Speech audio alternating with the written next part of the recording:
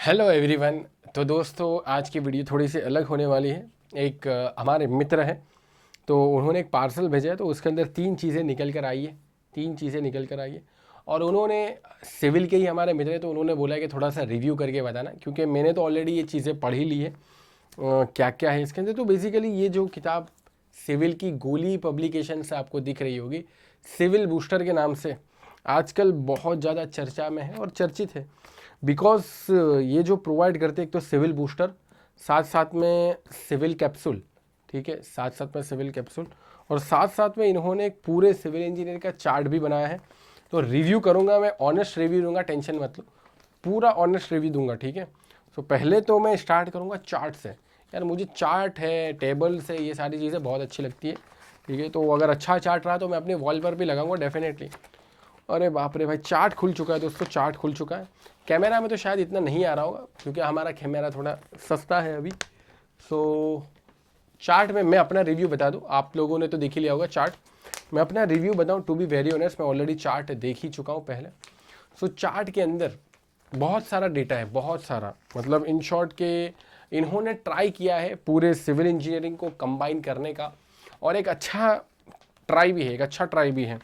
बस मुझे ये थोड़ी सी दिक्कत ये है कि कुछ जो फॉर्मूलाज इन्होंने रखे हैं वो, मतलब ऑब्वियस बात है चार्ट के हिसाब से तो छोटे छोटे ही रखेंगे, डिटेल में नहीं होंगे, लेकिन क्योंकि ये AE-JEE वालों के लिए ज़्यादातर अच्छा है। और इसके अंदर जो मैं एक चीज़ बोलना चाहूँगा, कहीं कहीं डिवीज़न का थोड़ा वो प्रॉब्लम है। डिवीज़न की जो साइन है उसका थोड़ा देख लेना, बाकी सही है। डिवीज़न का सिंबल आपको शायद ध्यान से देखना पड़ेगा। और बेसिकली इन शॉर्ट कहने का मतलब ये है कि आप ये चार्ट तभी यूज़ करना, देखो जैसे कि D60 डिवाइडेड बाई D10 पता है ना सबको, तो CU यूनिफॉर्मिटी कोफिशिएंट, तो उसमें डिवाइड का सिंबल नहीं है। लेकिन अगर आपने ऑलरेडी पढ़ लिया है, सिविल इंजीनियरिंग को ऑलरेडी पढ़ लिया है, अब आपको एक फास्ट रिवीजन के तौर पर चाहिए, तो ये चार्ट जो है वो इस्तेमाल हो सकते हैं। और ये भी किन लोगों के लिए, सभी के लिए वैसे तो, जो भी सिविल इंजीनियरिंग कॉम्पिटिटिव एग्जामिनेशन की तैयारी करते हैं उनके लिए चार्ट अच्छा है। बट ये है कि पहले आपके पास नॉलेज कंसेप्ट होना चाहिए। You can't directly jump on chart, आप डायरेक्टली चार्ट के ऊपर जंप नहीं कर सकते। दूसरी बात है कि कैप्सूल की, ठीक है, इंक्रीजिंग ऑर्डर में आ रहा है। कैप्सूल के अंदर ये एक तरीके से छोटा सा शॉर्ट नोट्स है, छोटा सा शॉर्ट नोट्स है।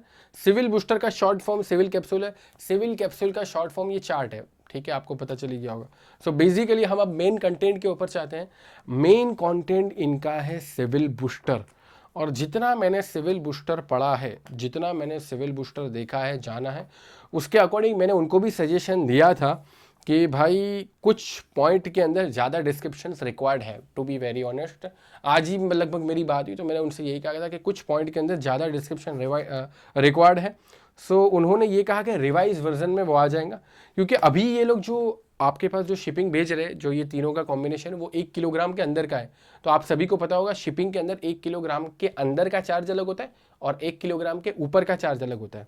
सो अभी अगर ये मॉडिफाइड करते तो 1 किलोग्राम के ऊपर जाएगा, तो स्टूडेंट्स को क्या महंगा पड़ेगा। ओवरऑल अगर मेरा रिव्यू पर्सनली चाहे तो मैं ये देना चाहूँगा कि पहले आपने सिविल इंजीनियरिंग डिटेल में अच्छे से पढ़ ली है, उसके बाद ये सारी चीज़ें आपके लिए बहुत ही ज़्यादा, मतलब एक्सपोनेंशियल ग्रोथ दे सकती है।